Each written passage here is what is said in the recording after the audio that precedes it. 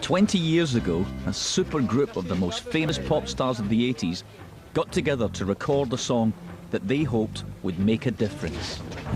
So we were completely the odd ones out. We were like the bastard children of the Clash, who actually believed that music could change the world. It's Christmas time. It was just a one-off thing, and it was just very, very special. At Christmas time, we let in light and we banish shade. And then That was it? It was the first time anything like that had ever happened. And to be part of the first one is very special for us. Everyone bought the record, even if they didn't like it. At Christmas time. I mean, that bit was quite heavy. It was like, you know, push it. do they know it's Christmas time? The record was a reaction to horrific news reports from famine-devastated Ethiopia. Millions of Africans are struggling to survive. It's the worst human disaster for a 7 million decade. people are threatened by starvation. It lights up a biblical famine. I don't think it should ever make us cynical and say, oh, well, it can't be helped. We'll just have to give up. You're not going to solve the world's problems. You're not going to save the world.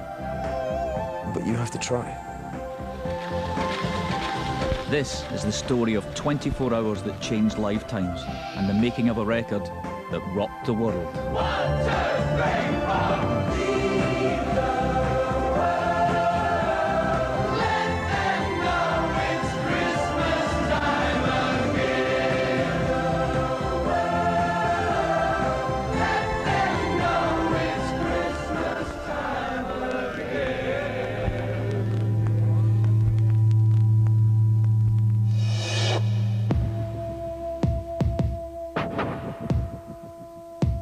"20 years ago, the world was a very different place. So was the music scene. I was the singer in a band called Ultravox, and we were responsible for some pointy sideburns and some very dodgy facial hair. We were also responsible for bringing together electronics, cutting-edge technology, and classic rock instrumentation to make a sound like nobody else could.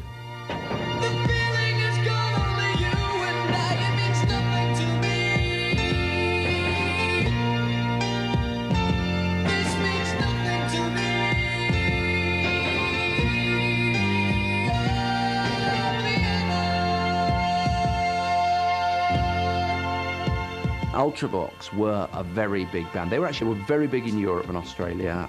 They had a lot of hits, and they played heavy metal music with synthesizers. You know, they were a big draw, and I mean, Midge was hugely successful. Music is weaving. He was in one of those golden moments that artists get into, where everything you seem to touch just turns to gold. Bad boys! Bad boys! Bad boys! Bad boys! As pop stars, we were the biggest celebrities of our day. And 1984 was a year most of us will never forget. Wild boys are calling on their way back from the fire. You could compare 1984 to, let's say, 1968 in the 60s, and it was like the pivotal year with everything rotated around 1984 in the 80s. House music, dance music, quite a changing point, I think culturally as well. It was an era of complete contrast. Obviously, it was the Thatcher era, strikes and the period of immense greed, and no one really cared about anybody else. But it was a period of change and a period of goodwill as well.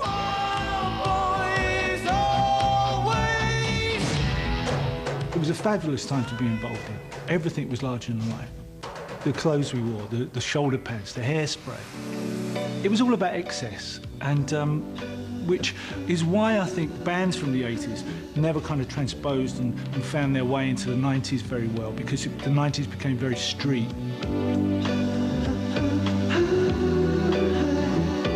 True was breaking through on the Billboard charts in America.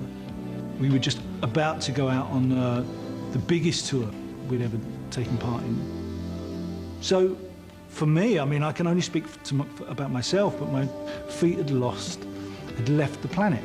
And I was doing things that I never thought I would do. You know, I was living out every schoolboy's dream. but now I've come back again.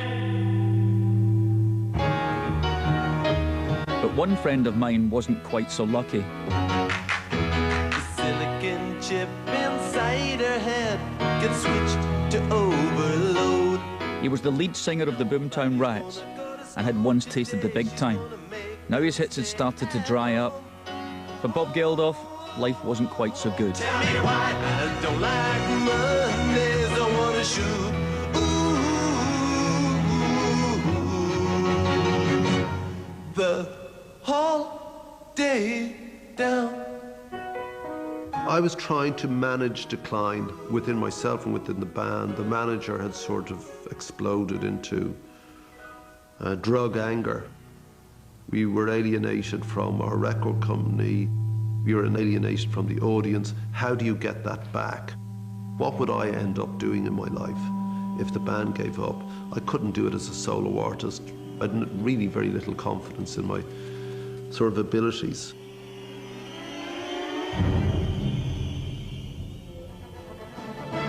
One cold night on the 23rd of October 1984, Bob Geldof turned on the BBC News. His problems were put into perspective as he watched a groundbreaking news report by journalist Michael Burke from famine-struck Ethiopia. 15,000 children here now, suffering, confused, lost. Death is all around. A child or an adult dies every 20 minutes.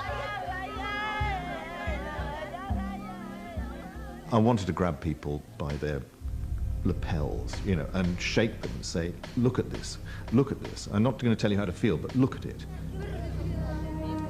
The overriding desire was that people at the end of the day couldn't say that they didn't know. And I think that's all a reporter can actually aspire to.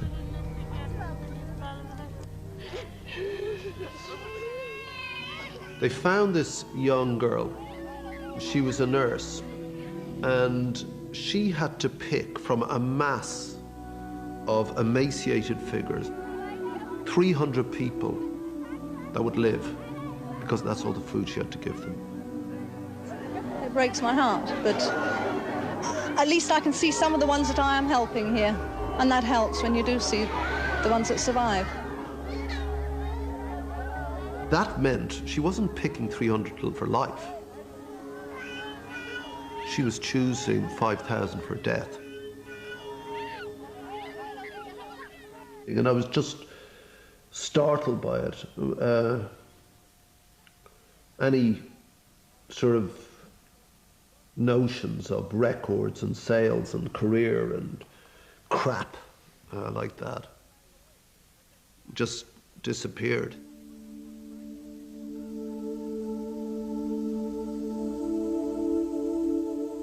It demanded a response.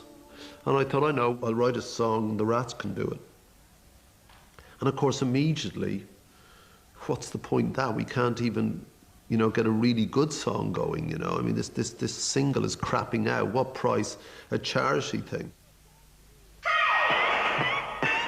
I missed Michael Burke's report because I was appearing on The Tube, a cult music show presented by Paula Yates, Bob's partner at the time.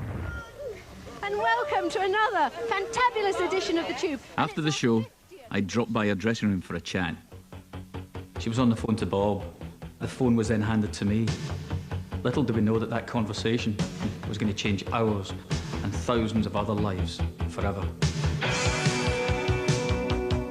Our big idea was to make a Christmas pop song to raise money for the famine victims of Ethiopia. Bob wanted me to be the record's producer. If you're at the top, you can ask anybody to do anything and they'll do it. If you're kind of dropping down, you have to have a little bit extra. You have to bring something to the party, to the record with you. And I think Bob realised that he had to have Midge on board. And once he had Midge on board, all Bob's friends who know his musical limitations would think, OK, we know the record will get made now, so it's not going to embarrass us. Only days after Michael Burke's news report, Bob came over to my place. On the way, he scribbled a few lyrics down on the back of a taxi. He was clearly still busking it when he tried out his ideas on me. So, give us a demonstration of what I was subjected to that day. Well, yeah, I mean, this is a good guitar with 6 complete strings. That's 'cause it's mine. And it was in tune.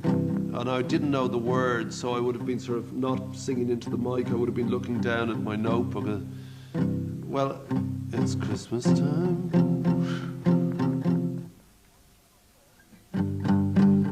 There's no need to be afraid. It's Christmas time, and there's no need to be afraid. It was kind of like Bob Dylan on Librium. Yeah. And then I've mumbled, Christmas time. We let it lie down. I'd have just gone. I would have been making it up, trying to do something. I'd have probably put in a D minor, trying to make it vaguely interesting. And then and the lyrics are, and there won't be snow in Africa this Christmas time. I'd have done that, you know, I'd have been groping towards it. Now, pretty much the way I write songs still, you know.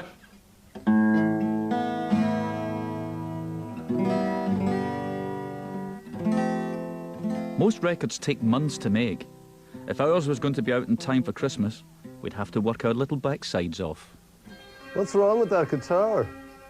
It's Fender, it's not a Japanese copy. If it was a Japanese copy, it'd be in tune. We had managed to wangle some free studio time, only 4 weeks away, so the pressure was on. Armed with Bob's sketchy lyrics and my own ideas, I began knocking the song into shape. I went home, sat down with my little Casio keyboard on my kitchen table, and came up with what I thought was a really Christmassy tune, this. But having heard Bob's really dark lyrics, I thought, is it going to work? And I was left with the hideous job of gluing these 2 totally incompatible pieces of music together. It's Christmas time, and there's no need to be afraid. At Christmas time. Midge was perfect. He can just sit down on a keyboard or a guitar and get it together very, very quickly. Bob's strength was always words, and that's how it all bedded down in the end. This is a 50-50 split, and I think that's about as fair as it gets.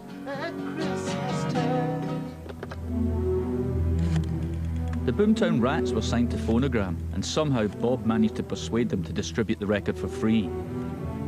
For the record to have any chance of success, Bob needed to get the biggest pop stars together in the studio. Shuffling, and he was always such a scruff, you know. In he'd go, on the phone, and he'd sort of, he was always hunched up, and you could hear, and then occasionally you'd hear some stream of expletives that was very clear, and then it'd be back to his, I'd slam the phone, okay, I've got him, basically ticking off famous people who he'd got. I thought he was ringing up to say, you know, I like your album, but no, he told me the album was shite. But despite that fact, would I like to be part of his song? Just completely cut every single corner that could be cut of the bullshit of the conversation. Like, how are you? Having a nice day? No, forget it. Phil, I need a famous drummer. And that I've never forgotten, because, you know, he didn't sort of have any, didn't have any qualms about whether I was good or not. He just wanted someone that was famous. When Bob was on a mission, there was no stopping him. He wasn't just calling people up, he was physically collaring stars on the street.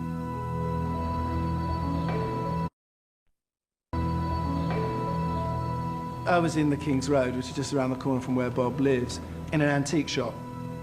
And the guy who owns this place was taking me up into the window, and I was standing looking up, and I heard this rat-tat on the glass, and turned around, and his big face was pressed up against the glass.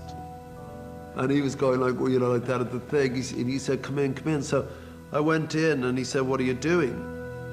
Suddenly I was ignoring the art and the antiques and listening to Bob, and he said, did you see the Michael Burke documentary? And I said I hadn't. And I could see he was very moved by what he'd seen. And sort of angry as well, and frustrated, and is there something we can do? We had no idea if these artists were going to show up on the day, so I decided to play it safe. I called a select few into my studio to lay down their parts onto tape.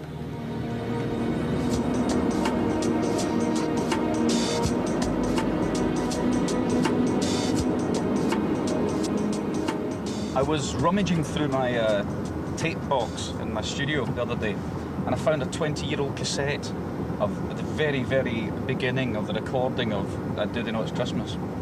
And there are only two artists singing it. One, me, singing it very badly, a very bad guide vocal, and this artist that we've come over to America to come and see.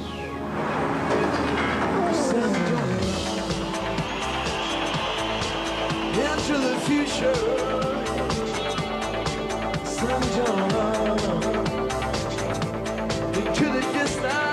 Sting is here in the US on his successful Sacred Love tour.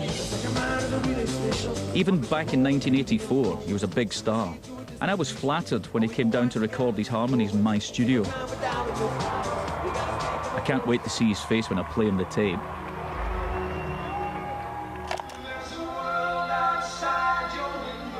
Now here we go. At this point, we're the only people who were on it. Remember that one?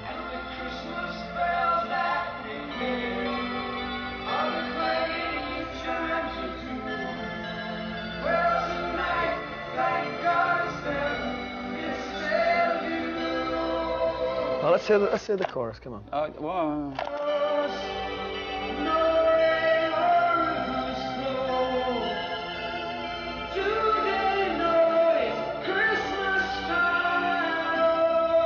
Is that me? Yep. I know, there's a charming naivety about this song, and I think a more sophisticated song wouldn't have worked. It had to be a kind of Christmas carol, nursery rhyme, simple, idealistic vision, and that's exactly what it was.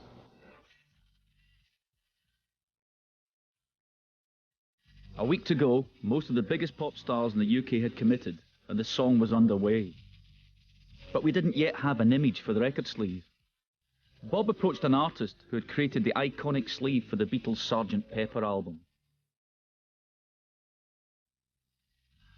Although the artwork had to be ready in a couple of days, Peter Blake took up the challenge. The music was a sing-along, kind of lilting anthem, really, with an undercurrent of darkness, which is what I tried to do visually for the cover. You've got this over Christmassy image, and then you've got this rather kind of Victorian father and the children, Father Christmas coming, a Christmas tree, and in the same space, in the same room, are the children from Ethiopia.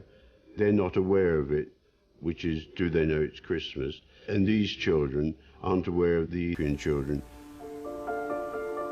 In just 2 days, Peter Blake had created another classic pop record sleeve, which would become a great collector's item.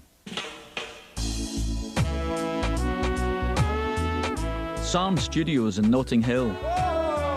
This is where we recorded our song, Do They Know It's Christmas? It once belonged to Island Records, and Bob Marley had a flat here. The studio donated just 24 hours to record and mix the record. It normally takes weeks for artists to fine-hone their craft. This was going to be a huge challenge. We were standing right here, waiting nervously for people to arrive. It was 20 years ago. Sunday morning, the 25th of November, 1984. I would have been here fairly early. I'm sure I was here about 8 o'clock in the morning. So no other bands had come in? Nobody. We were standing out here like this with a sea of cameras stuck in our faces from the world's media, and we weren't actually sure who was going to turn up. How many people do you think altogether are going to be working on it? The cameras had arrived in anticipation of a big event, but as yet, no stars. We needn't have worried. Bob's persuasive powers had paid off. From 10 a.m, a collection of massively successful pop stars on their Sunday off started showing up. Here was the entire roster of the top 80s bands in one place. Most of them looked like they had just got out of bed.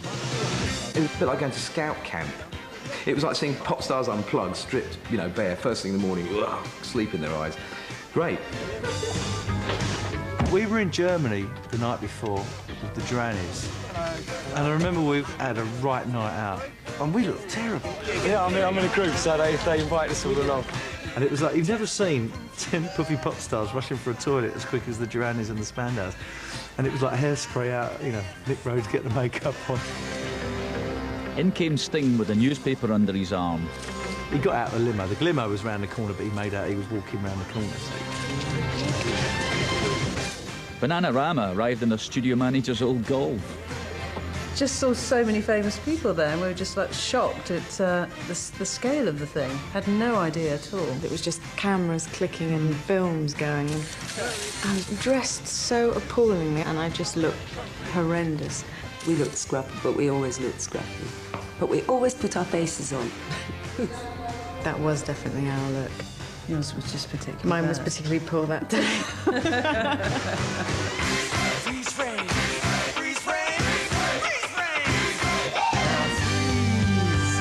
To be honest, we didn't really have a clue where we were going. We knew we were going to make this charity record, but we didn't really see the importance of that day. I think most people that were involved in the record didn't at the time.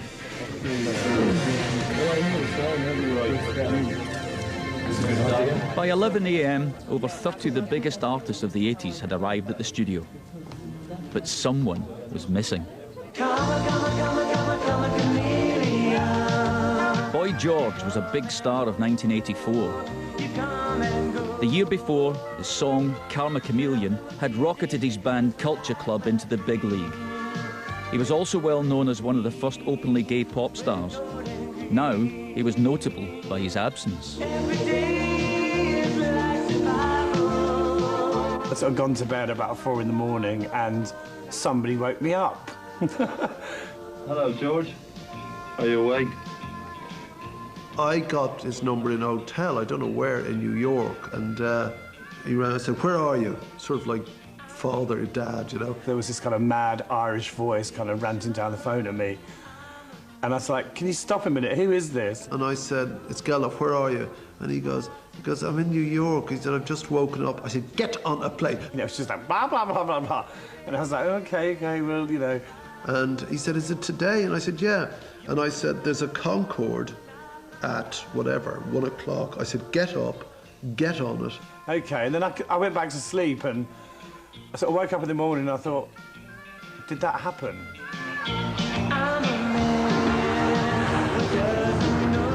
The morning Concorde left New York in time, but Boy George wasn't on it. He was still in bed.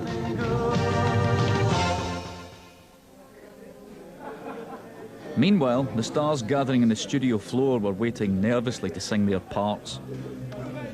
Nobody had a clue what the day would bring. Most hadn't even heard the song.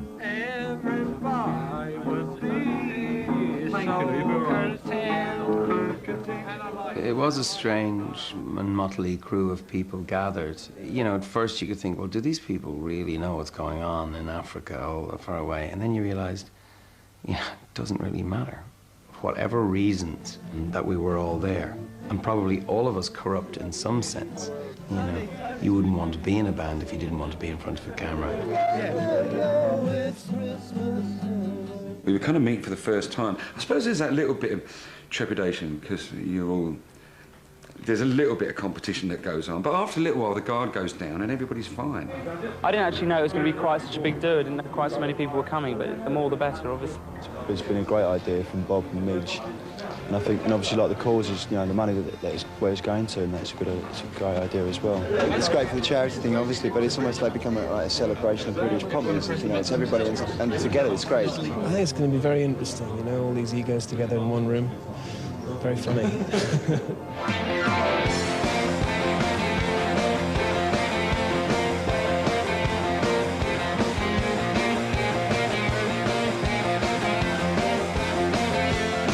If you want to, turn me on to. Now anything you really want to. Turn me on to your love. A sweet love. Sing it. On the day in the lineup, we had two legends of the rock scene.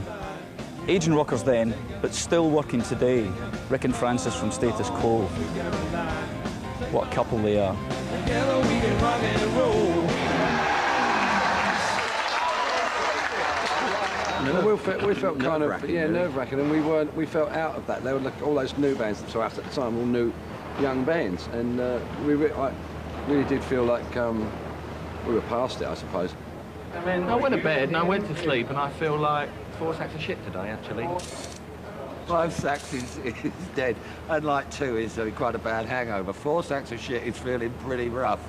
And that's pretty much how I was feeling, yeah, on the day, because, I mean, you know, it was all going off. And there were hangovers, terrible hangovers. Not the best way to go in feeling, so the only way to start feeling better is to get wrecked again. And that's exactly what happened. By noon, everyone, except of course Boy George, had arrived. With his keen eye for publicity, Bob had organised a group photo call to make the early editions of the press, hoping this would pay off. So make sure you can see the cameras. You look at the group shot now, and it looks like a kind of German football team sporting a various collection of mullets. All right, OK, we're all in. I think George Michael won on the big hair front, closely followed by John Taylor. There was just so much lacquer going on in the room. You know, it was a fire hazard. There was a real frisson of energy. You know, who would just sit at the back and giggle. Status quo was certainly the naughty schoolboys in the back. And there was that kind of people falling into the hierarchy of school. You know, Sting, without any doubt, was the head boy. I'm a school teacher and the elder brother. I sort of carry that demeanour into normal life. That's just me. It's boring, but I can't help it. I quite enjoyed being the only girl in that situation, I think. Yeah, big fat faces at the time we both had. John, eyes to the camera. It's just the way things were back then. I mean, there were far fewer women in the charts and women artists around. And again. I mean, I'm quite tall. I'm 6'3" and a bit. But I mean, I think I was stood next to Tony Hadley, and he's a bloody giant, isn't he? He's huge. Like, whoa! So I was kind of like trying to get away from him. I was one of the small guys right down the front. Yeah. Oh, who's that guy there? Oh, it's that Midge guy. Jodie Watley. I was looking at her derriere. I'm not really a derriere person, but I watched that English. And I was staring at her derriere, and of course the camera got me.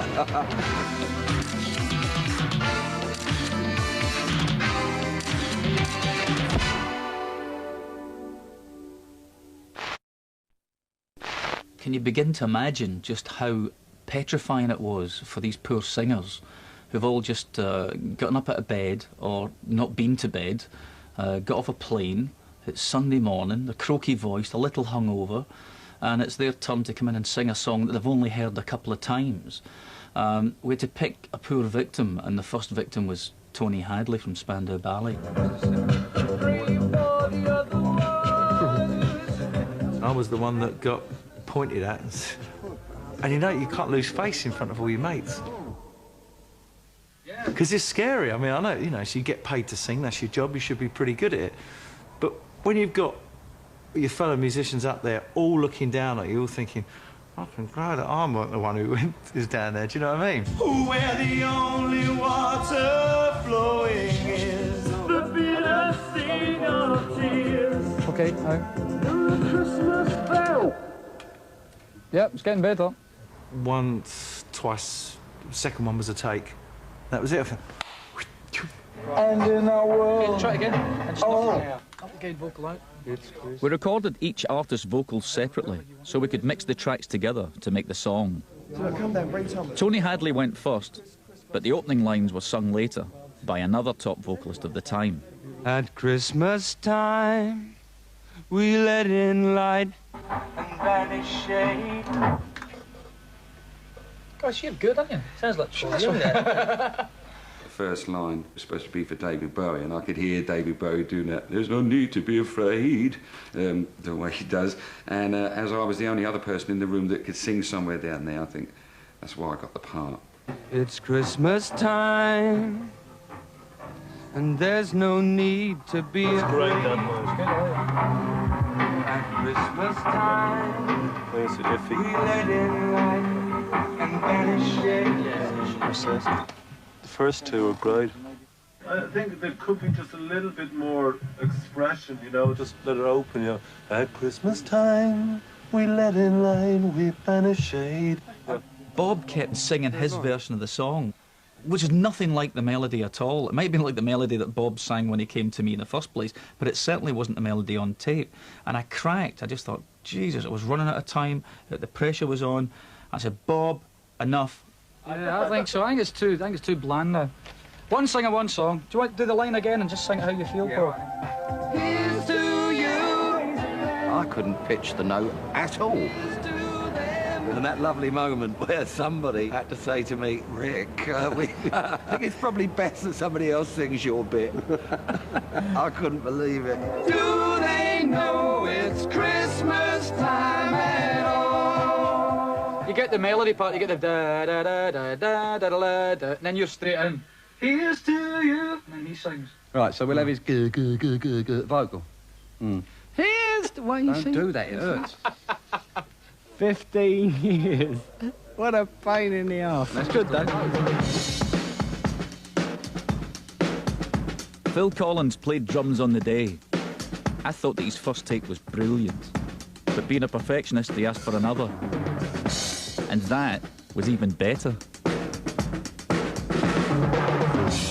My immediate feeling with anything like that is like, you know, I hope this is going to be okay. I hope I'm not going to embarrass myself. You know, I feel very insecure, those kind of things. Because these were all the hip cats at the time. And they were kind of, let's see if this guy really is as good as I've heard he is, you know. And it was like very intimidating, you know. That's perfect. You know, I felt I didn't really want to take up too much time. Because got to go on with the more important things, you know. And there won't be snow in Africa this Christmas time. Totally different melody. There wasn't a harmony. It's good. There was a sense of jeopardy. Are we all going to just look like prats here? You know, some of us were better at that than others, but everyone put that outside the door. And there was a sense after a while that we were here for other people, people we may never meet or know, but we were here for them. And egos had to be put aside. There's a world outside your window. You know what? I need, if you can take Midge out, just after like the first line, the echo's a bit heavy and the vocal's a bit low. So actually, I had Sting standing next to me when I recorded my bit. And rather than make me feel nervous and uncomfortable, I took great kind of comfort from that. I was very proud to be on the microphone next to Sting, I really was. It's hard, but when you're having fun. I wasn't for a punt, you know, so I thought, well, even if it's terrible, it doesn't matter. I sort of came down and sang it and enjoyed singing it. I didn't think it would get that far. There's no world outside your window, and it's a world of dread and fear, where the only water flowing is the bitter sting of tears, and the Christmas bells that ring there are the clanging. 20 years on, and my engineer Rick Walton and I dug out the master tapes from the recording to hear the voices from the past again. In doing so, we rediscovered the last-minute changes we made on the day. And the Christmas bells that ring there are the Different melody. chimes of doom. There's only fate. There's only fate. See, that's the original. No, we dropped in on it afterwards. That's the line that I changed. Well, we changed it from "and tonight, thank God it's them" instead of "you," because I think there was a huge bone of contention about it. I had a problem with it. Yeah. You were worried about it, and I know Bono was worried about it, and eventually sang the line. I said, please don't ask me to sing that line tonight, thank God. It's them instead of you. I just don't think I can sing that. And he didn't like that at all, you know. He thought it was very raw and crude and not what I wanted to say, because that's what he said. He said, are you sure that's what you want to say? It seemed like the most bitterly selfish line And I think maybe it was the truth of it that unnerved me about it. I almost didn't want to admit to it. It is happening. There's no point pretending or wishing it was otherwise. That's why we're here. You know, and what makes me respond is when I look at my kid and just say, thank God. You know, and that's the response. That's why we're going to help, because this shouldn't happen to anyone. I have to admit, even I get the shivers when I hear it. Well, tonight, thank God it's them instead of you. That's great. That sounded really good. Why don't you just check that? 6 p.m. and guess who swanned in? Oi, Simon! Boy George had managed to catch the last Concorde of the day. Fuck me. He wanders in at 6 in the evening. Yeah, I'm weird, you know. I remember sort of getting out of my car and walking straight into the studio, and the first person I encountered was Simon de Bon from Duran Duran. And we'd been like sworn enemies, you know, for many years, but we ended up kind of putting our arms around each other and posing for the press. I didn't actually think he was going to turn up. He did turn up in a sort of flurry. Hi, everyone, I've arrived. And I remember, he's not going to forgive me for this, George, but it's true. I remember George saying, I need a drink. And Bob said, there's a fucking pub across the road, you That's a bleep, but I'm going to say it. Which was really good. And then George immediately got it. All power to him. And then he sung like a bird, of course. The greatest gift they'll get this year. Stop, I know what to do. I found the plot. My voice was quite sore. I think I drank a lot of whiskey and stuff. I thought I should just go in there and do a Rod Stewart, you know, get really drunk and have a sort of raspy voice. But it worked for the track, you know, so it was just one of those things that fell into place, really. And in our world of plenty, we can spread a smile of joy. Throw your arms around the world at Christmas time.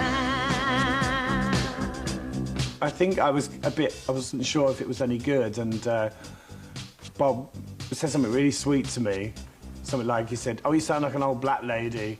And I said, oh, well, that's good then. My next to Alf, or is it Paul Young next? No, it was Paul Young first. So Alf's next? No, it wasn't. That wasn't Alf. That was that? George Michael. God, it sounded camp. But then he is.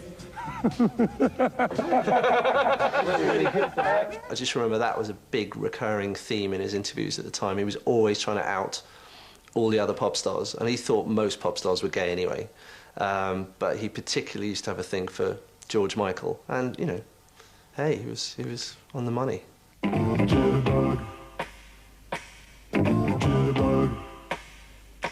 If you wanted to kind of change the notation a little bit, so it started off a bit higher or something. But say a prayer. I could do that if you want. Wake me up before you go. It was 7 p.m. and now the work was done for the vocalists. I was aware there was a party atmosphere outside the control room. But despite this being a celebrity fest, the whole setup was remarkably low-key.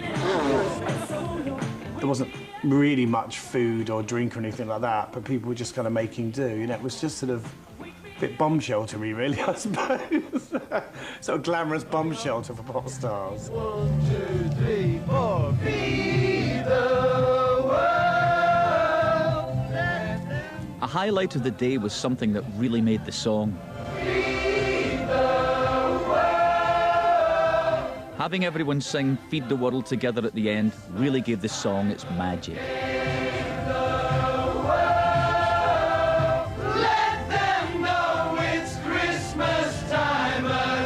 I used to be in a church choir, and when it came to singing the chorus, it was the first time since I'd sung with a big choir that I was standing in a group of that many people who were really giving it all they could and really trying to sound good and not just trying to look good for the cameras, you know. It was something very special. Well, I was just miming, I think. Let them know it's Christmas time again.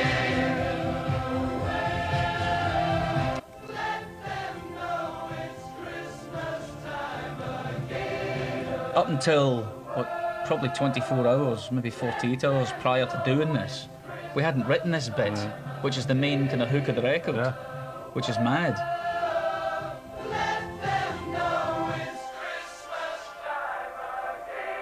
We'd recorded the vocals, but it wasn't over yet. The 24 hours we'd been given were running out, and I was feeling the strain. We would have to stay up all night mixing the song to get it ready for the pressing plants the next morning. If we didn't, the record wouldn't make it into the shops in time for Christmas.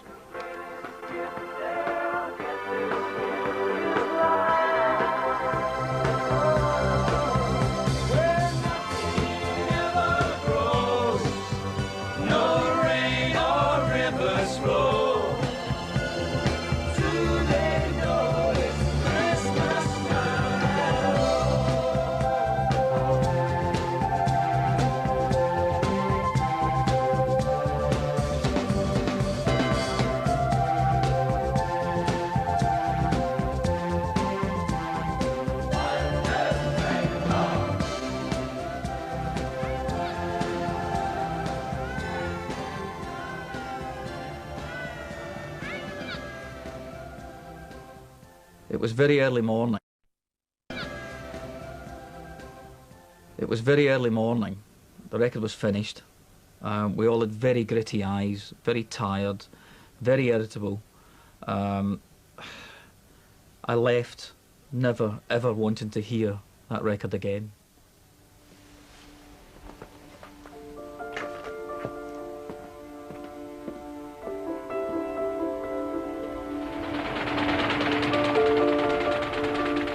As I was leaving the studio, the Daily Mirror printing presses were running with our story on the front page. We had made it. It was unheard of at that time to have a music story as the lead item. We were already making history. That morning, Bob went straight to the Radio 1 breakfast show, where the song was about to be played on air for the first time. Everybody had worked on the record for free, from the artists and the record company to the retailers who were going to sell it in the shops. Now Bob made a pledge to the nation. I'm really tired now. You know, we've both been up all night.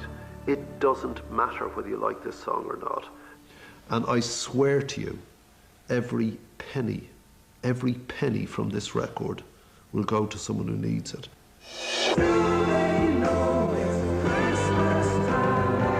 In the days that followed, the record received continuous airplay. Band-Aid, do they know it's Christmas time?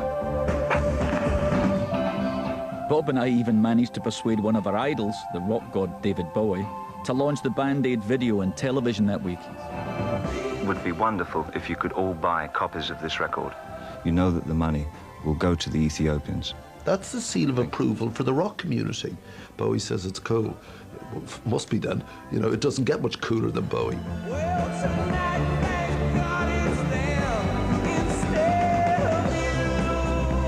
Because of time pressure, the video was made from the footage recorded in the day. But it worked. And now everyone could see who had sung each line.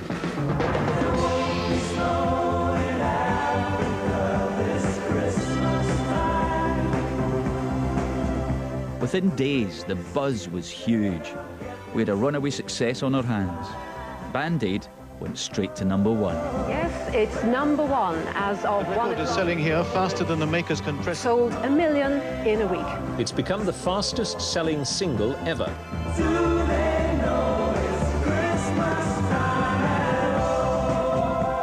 We definitely thought it would go in at #1 and it'd be the biggest record that week. But the extent of its success, I mean, the stories that were appearing in the papers, you know, people going into stores and buying 50 copies, just incredible. Butchers in Plymouth, I believe, you know, you had the goose, the turkey, the pork for Christmas, and a row of Band-Aid records in the shop window. Fortnum and Masons rang me and said, how does one go about selling record discs? In total, Band-Aid sold over 3 million copies in the UK, eventually raising £8 million worldwide. Its success was to change Bob's life forever. Bob Geldof is back in the room. By a meeting with Mother Teresa. Bob Geldof, winner of a newspaper award. Bob Geldof in Ethiopia. Bob Geldof, denied report. Everything in the Band-Aid garden was wonderful and rosy. So we thought.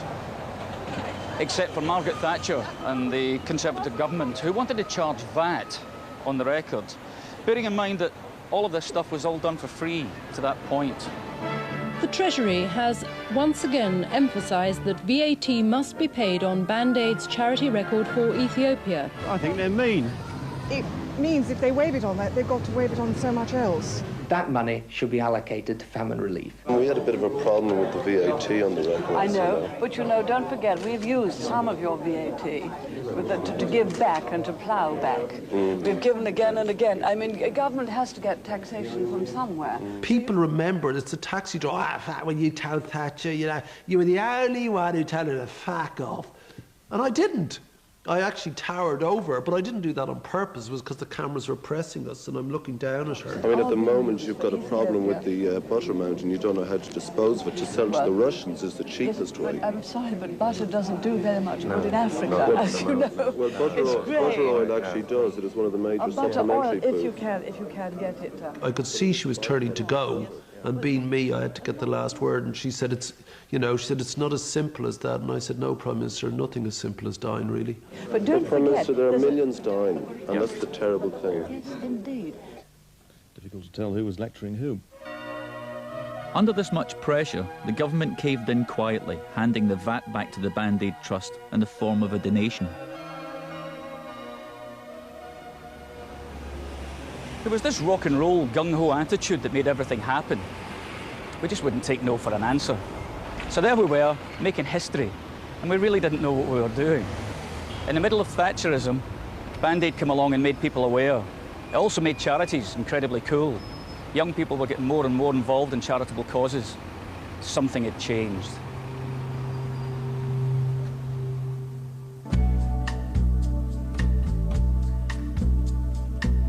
At the height of the 1980s, Band Aid reconnected rock stars with their consciences. It also opened up a floodgate for an entire onslaught of charity records featuring pop stars singing in a chorus of concern. This soon became the industry standard, using celebrity, the very powerful force of celebrity, for good causes. And you remember me when the west wind moves and upon the fields above. If the rainforest dies, then my country is in danger. This is the way I feel that I pay for my citizenship, by using my fame whenever I can to transmit an idea. Band Aid forever linked charity to celebrity. It's perhaps unfortunate but true that if you want to get your cause well known, you need a famous face to promote it. So, that's about it as far as this film goes. All these people need is money. How you get it doesn't matter, as long as it doesn't involve taking it away or killing someone else, you know. If the way you do it is making a song, dyeing your hair grey and wearing a silly shirt, then so be it. It's not harming anybody. Thank you very much. Band Aid changed my life because it started me on a journey to discover this continent next door and the people who live in it and our complicity in some of their problems. U2's Bono, looking at the best ways of helping impoverished countries. I think it was a turning point for the 80s, actually, because it was so me before that, and it suddenly people had a conscience, I think. It actually changed in a way. I think it changed the direction of music. It became a lot more introspective, I guess. It's Christmas time, there's no need to be afraid. At Christmas time, we let it light and we banish shade. When I hear the song every year at Christmas, I feel a certain distance. It's almost as if it doesn't belong to us anymore. It belongs to everybody. It's become more than a song. It's almost a hymn for our time. But say a prayer. It's just there, like Silent Night, like you know, Come On Ye Faithful. It's just Christmas. It's just there. At Christmas time, it's hard, but when you're having fun, there's a world outside your window. The weird thing about the song is that it's very uplifting, and we are trying to deal with a subject that's tragic and horrifying. But I think we all knew that there had to be the element of camaraderie and euphoria, paradoxically, to sell the record. Where nothing ever grows, no rain or rivers flow. Do they know it's Christmas time at all? You know, it's a nice song. It was complete bollocks, actually. I mean, first of all, they didn't know it was Christmas because it wasn't Christmas in Ethiopia. They got a different calendar. Christmas in Ethiopia is in, I don't know, the middle of January or something. So, you know, you could easily pick holes in it, but it didn't matter, did it? It caught the mood. Those faces, those personalities, those musical talents made saving the lives of Africans cool.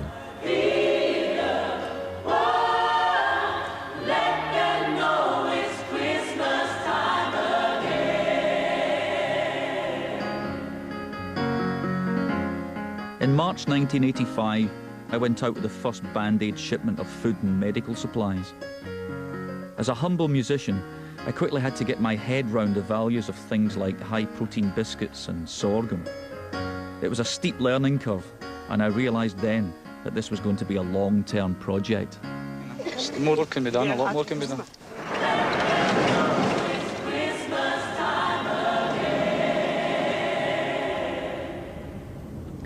20 years on, and I'm back. If I thought for a second that I was going to be subjected to what I saw the first time I was here, emaciated kids in camps and people dying, I don't think I could have done it. There's one thing seeing those things on television where you can turn it off and walk away. But when you're there, you can't.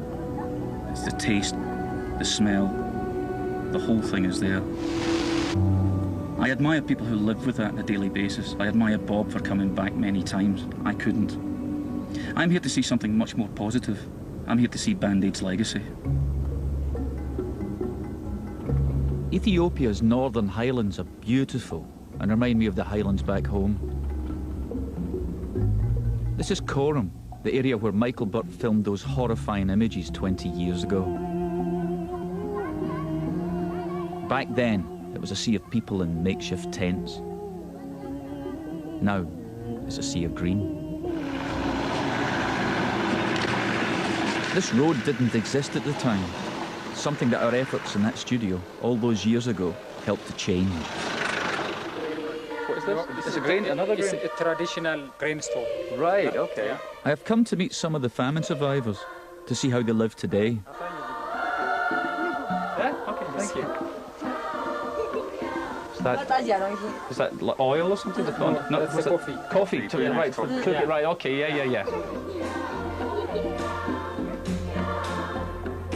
The kids here are fabulous. They make me hopeful for the future.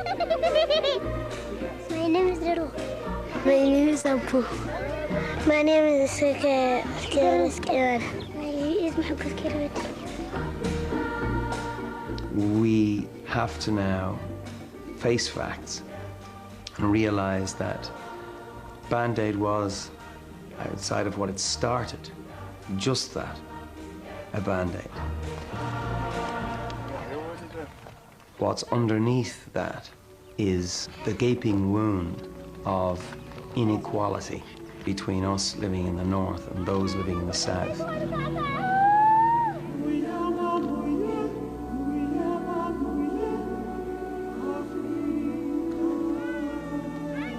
I have seen for myself the difference that our song made the first time round. But sadly, it was never going to be enough. The challenges in Africa remain huge. But hopefully, once again, our song will save lives.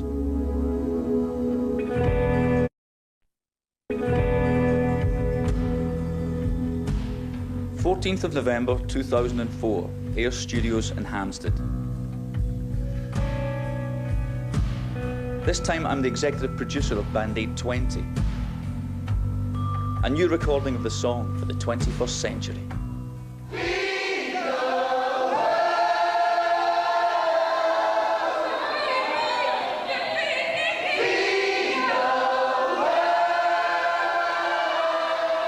To be doing this 20 years on is something I never ever expected. It's great having these young guys here, this whole different generation of people putting their talents and their efforts into it. Maybe every generation should have a version of this song and just keep the whole thing going. Definitely new. It's got a fresh and very now vibe to it. You know, it's definitely different from the first time round. The contributions that people have made, you know, you can really hear Paul McCartney's bass playing and Tom York's piano playing, and you can hear lots of things that you wouldn't have heard 20 years ago. Right, we're going to stay where we are for a couple of minutes. Such a momentous occasion, and I was the same age as my daughter is as well. You know, my daughter is when it was originally recorded, so you know, I just think it's absolutely fantastic. The last single sold 3.5 million, and we should at least double that, if not more. I see absolutely no reason why we shouldn't. And standing there in front of that sea of talent, those brilliant singers, and seeing their happy smiling faces as they gave it their all was wonderful. I'm just privileged, you know, I'm a lucky guy.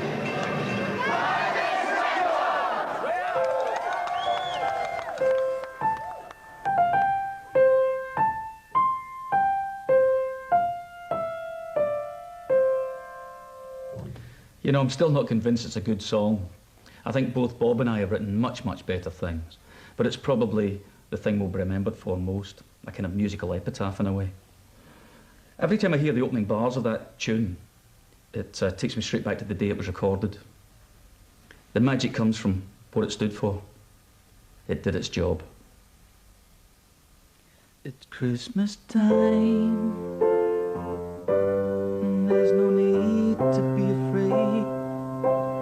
At Christmas time, we let in light and banish shade.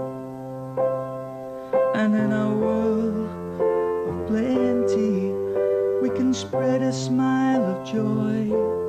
Throw your arms around the world at Christmas time. But say a prayer, pray for the other ones.